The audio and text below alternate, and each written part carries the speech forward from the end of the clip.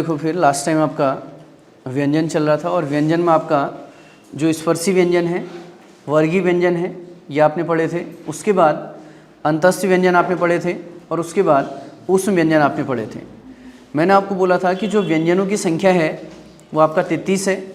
उस 33 में से 25 आपके जो होते हैं वो वर्गीय व्यंजन होते हैं। इन्हीं वर्गीय व्यंजनों को आप स्पर्शी व्यंजन भी बोलते हैं। अगर आपसे ये पूछा जाता है कि स्पर्शी व्यंजनों की संख्या कितनी है तो आप बोलोगे 25। अगर आपसे पूछा जाता है कि वर्गीय व्यंजनों की संख्या कितनी है तो आप बोलोगे 25। वर्गीय व्यंजन इनको इसलिए बोला जाता है क्योंकि जो आपके व्यंजनों को 5 वर्गों में, जो इन 25 व्यंजनों को आप 5 वर्गों में विभाजित करते हैं, प्रत्येक वर्ग में आपके 5 वर्ण हैं, 5 व्यंजन हैं। कौन से? जैसे आप क वर्ग की बात करेंगे तो इस क वर्ग में आपके 5 व्यंजन हैं, क, ख, ग, घ और अंग। इस क वर्ग के बारे में मैंने आपको कुछ बताया था लास्ट टाइम कि मैंने आपको बोला था कि हर वर्ग से आपको कुछ ना कुछ चीज़ें सीखने को मिलेंगी, कुछ ना कुछ आपको नया अपडेट मिलेगा। जो क वर्ग था उस क वर्ग में आपका जो 5वां अक्षर होता है, क वर्ग का जो 5वां वर्ण होता है अंग, उस अंगों को मैंने बोला कि उसकी जो आकृति होती है उसको कैसे लिखा जाता है। हिंदी वर्णमाला में जो आपका ड लिखा जाता है उस ड के आगे जो बिंदु लग जाती है उस बिंदु को हम क्या बोलते हैं? पंचमाक्षर बिंदु बोलते हैं।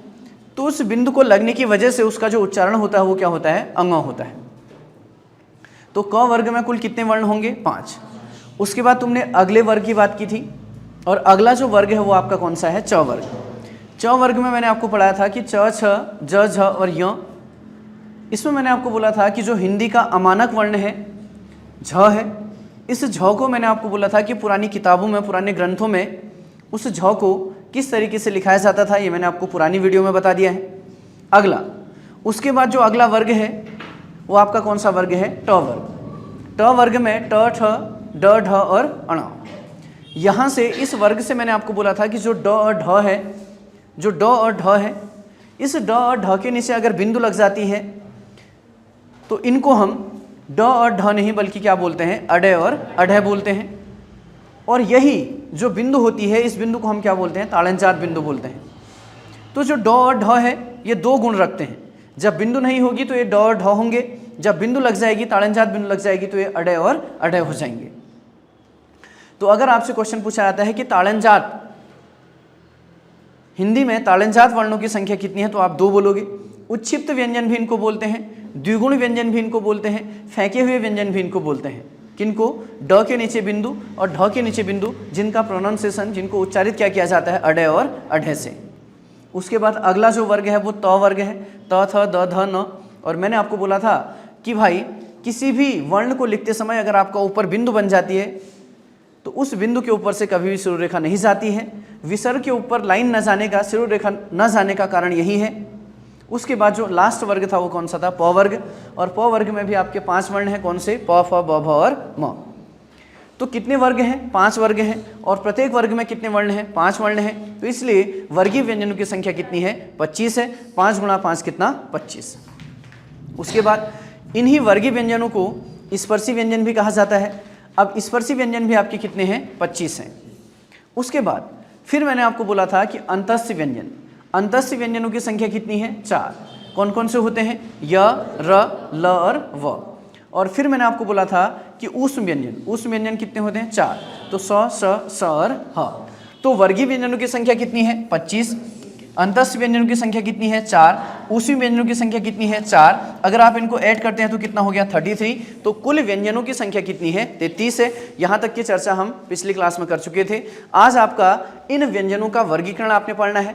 इन व्यंजनों को कैसे कैसे विभाजित किया है, व्यंजनों को किस आधार पर हमने पढ़ना है, इसी को हमने। अब सबसे पहला जो आधार है व्यंजनों को पढ़ने का वो है घोष के आधार पर या घोषत्व के आधार पर या फिर कंपन के आधार पर। कुछ भी वो बोल सकता है, या तो वो बोलेगा घोष के आधार पर, ठीक, घोष, या फिर क्या बोलेगा? घोषत्व, या फिर क्या बोलेगा?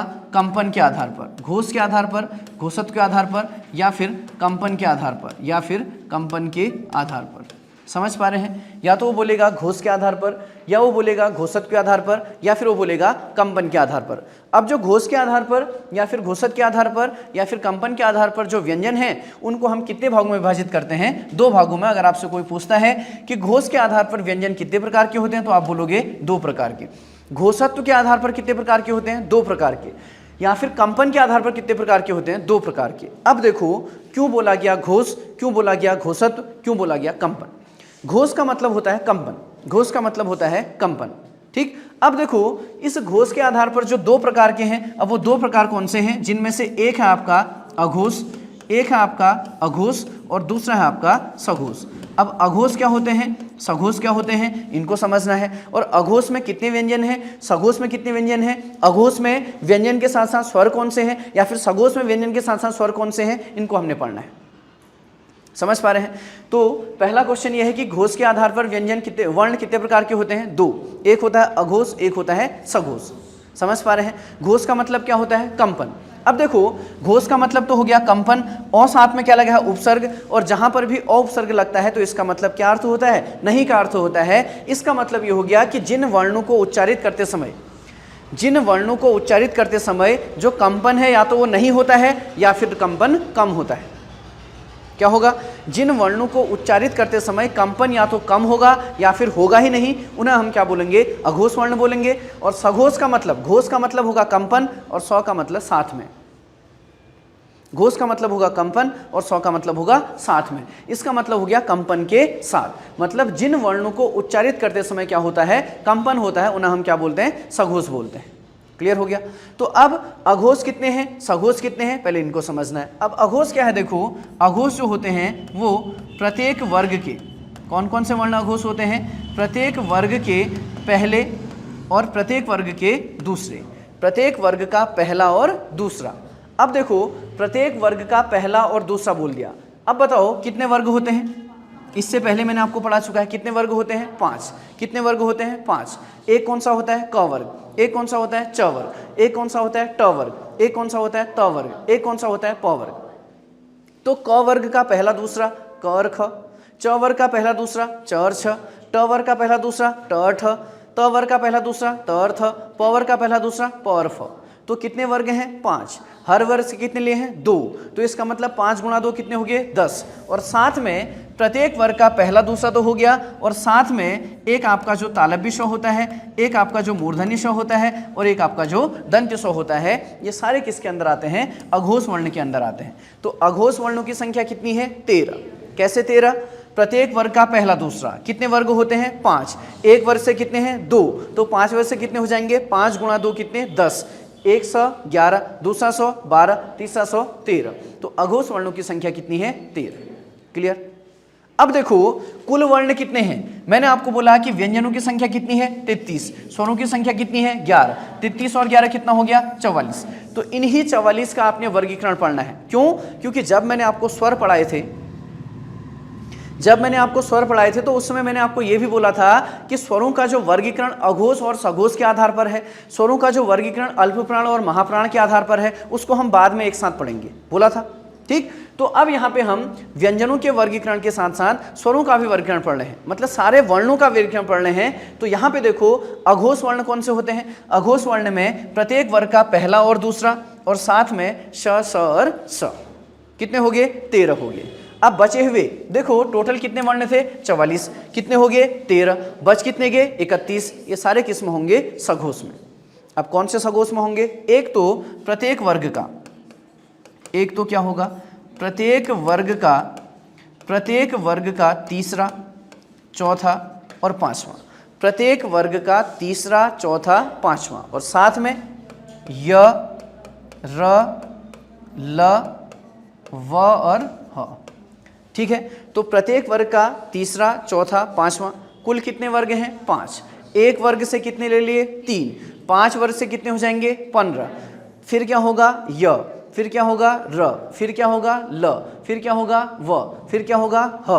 5 ही हो गए। 15 और 5 कितना? 20। बचे कितने अब? 11, क्योंकि कुल कितने होते हैं मैंने बोला? 44। 13 आपने ऊपर भेज दिए। बचे कितने?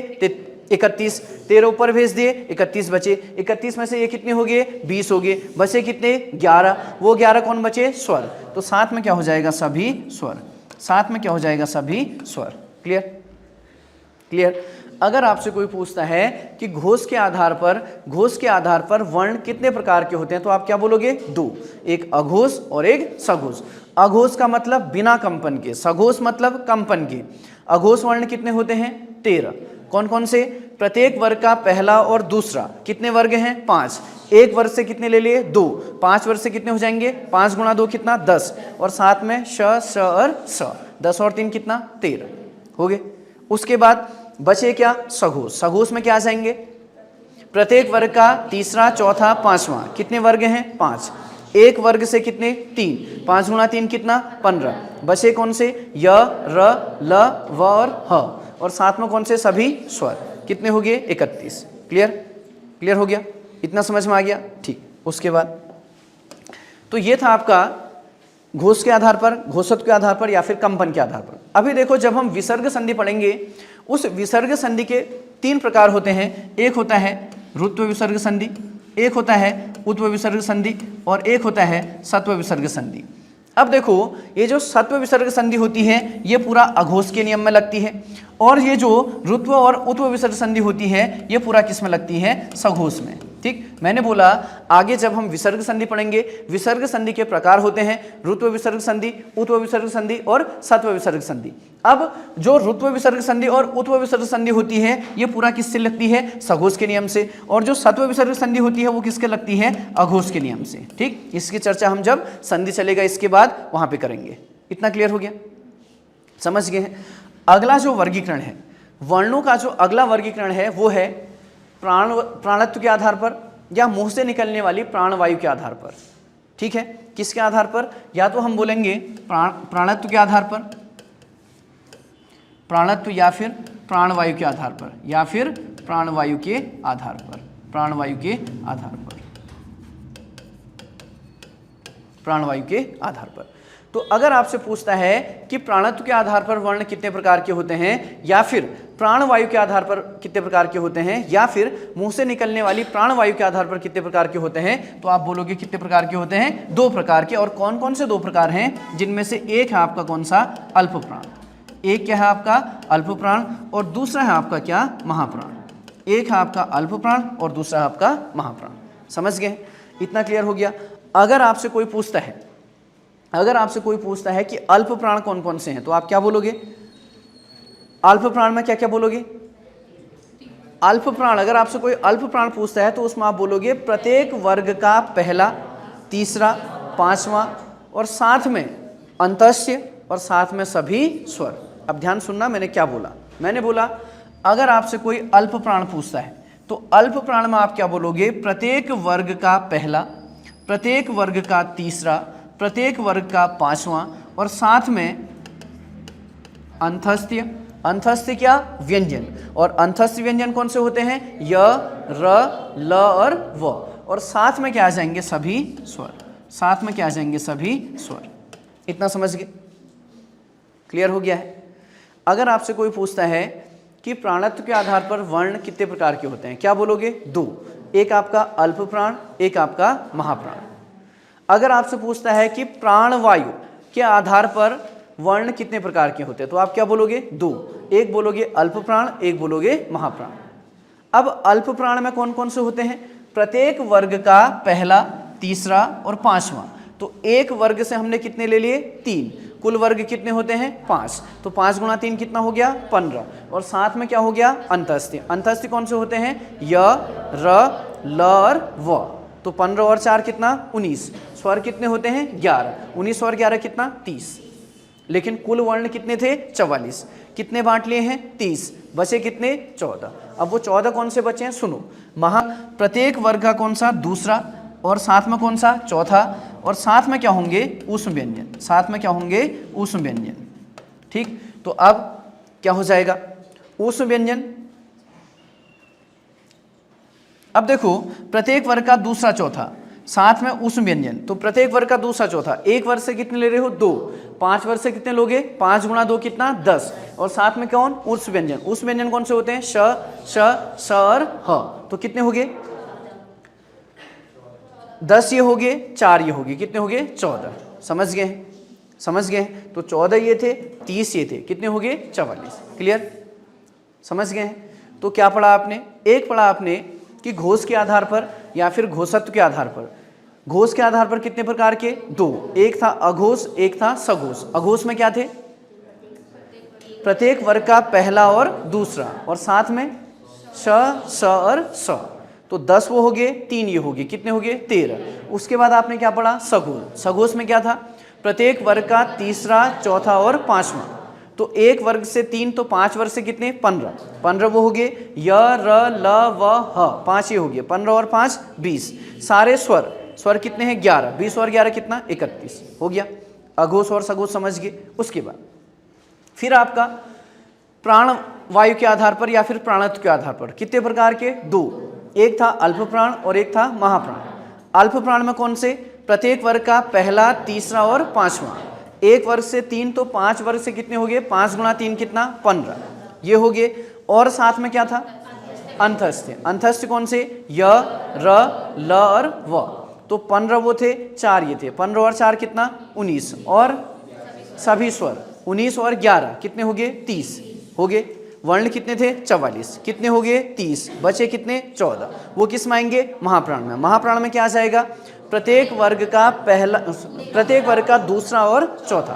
प्रत्येक वर्ग का महाप्राण में आएगा, प्रत्येक वर्ग का दूसरा और चौथा। तो एक वर्ग से कितने लिए 2, 5 वर्ग से 5 गुणा 2 कितना 10, और साथ में उस व्यंजन स श स और ह, तो 10 और 4 कितना 14। ठीक, तो ये था आपका घोषत्व के आधार पर और प्राणवायु के आधार पर। अगला जो हम वर्गीकरण पढ़ेंगे वो उच्चारण के आधार पर, और उसके बाद हम पढ़ेंगे उच्चारण स्थान के आधार पर। यह आपका अगली क्लास में। ठीक, चलो।